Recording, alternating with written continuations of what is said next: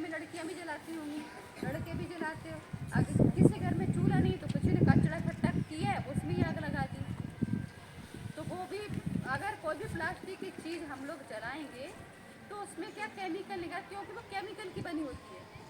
चाहे आपका जूता चप्पल हुआ, चाहे प्लास्टिक की पॉलिथीन वगैरह हुई, चाहे आपका ये बोतल वगैरह जो भी है वो हुआ, सब में केमिकल निकलेगा, तो केमिकल का बना हुआ है।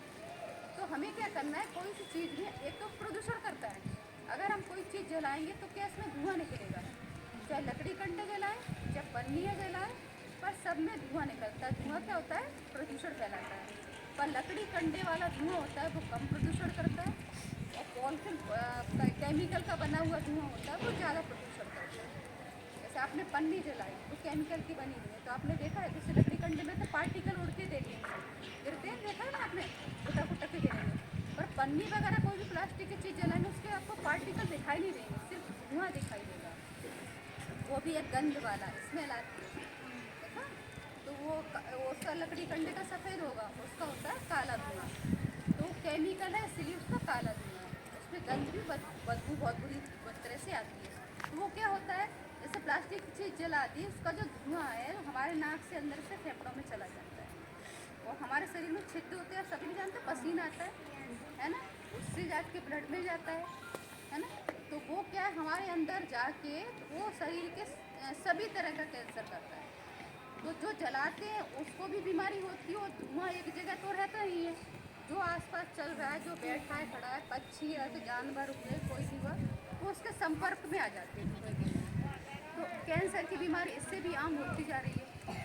और इसका धुआं क्या होता है, जैसे छोटे छोटे पार्टिकल होते हैं, मैंने अभी जो बताया ना, उसके दिखाई दे, इसके दिखाई दे, छोटे छोटे 2.5-10 माइक्रोमीटर, तो वो क्या है, दिखाई नहीं देंगे, सिर्फ आपको आपके अंदर जाएंगे नाक से। जैसे आपने वाइट कपड़े पहने हैं तो उस पर कपड़े पे ही हो जाएगा, तो कपड़े काले से हो जाएंगे।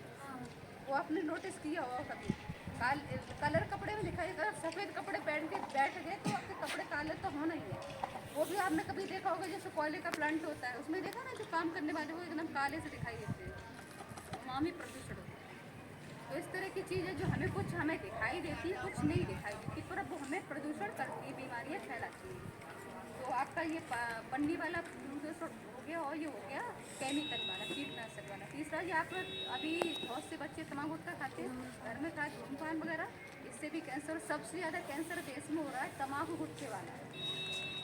छोटा बच्चा हुआ, बड़ा हुआ, छोटे से स्टार्टिंग करके बड़े होते हैं, जब तक एज होती है तक तो भरपूर मात्रा में धूमपान कर चुके होते हैं और तम्बाकू गुटखा खा चुके होते हैं। जो तम्बाकू गुटखा खाते हैं, जिनके घर में कुछ बच्चे भी खाते होंगे, कुछ घर में भी खाते, तो उनके मुंह में गांठ बन जाती है साइड से, इधर उधर जबड़ों में। तो वो धीरे धीरे गांठ है, आपको दर्द नहीं करेगी, स्टार्टिंग में थोड़ा बहुत भले ही लगेगा, फिर दर्द नहीं करेगी, वो आपको धीरे धीरे धीरे धीरे गलाव अंदर से पैदा करती जाएगी। वही उसकी कैंसर गांठ, बन जाता है। वो गठान ही कैंसर की गांठ बन जाती है। और वही गठान नहीं, दूसरी भी गांठ कैंसर की और भी होती, शरीर के किसी भी अंग में बन जाती है। और हमारे लोगों का शरीर ऐसा है, वो उसके मतलब किसी भी अंग में कैंसर बन सकता है। जैसे आपके शरीर में कहीं भी कोई भी गठान बन रही है,